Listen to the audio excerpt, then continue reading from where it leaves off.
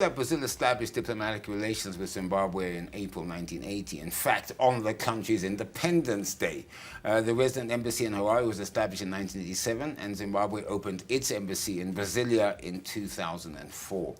What is your assessment of the current relationship between Brazil and Zimbabwe? Well, it's a relationship that holds a very big potential to be even more important between the two countries. Brazil is a big agricultural country.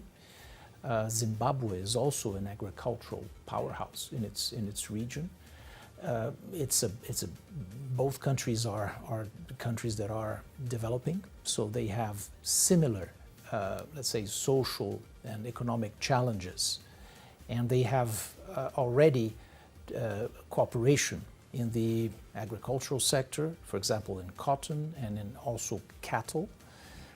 They are looking at other areas of cooperation, but it's not just cooperation. They have big potential on trade, on tourism, on areas that will certainly enhance their bilateral relations. You, of course, know about the sanctions that Zimbabwe is under, and in fact, only recently the US said that they had tweaked the sanctions. However, it seems as if it was the same old, nothing has changed. They remained with our president still on the sanctions list.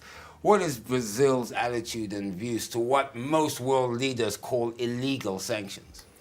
Well, Brazil is not in favor of sanctions that are not done through the correct instance for that, which would be the United Nations Security Council, and particularly if these sanctions have extraterritorial effects.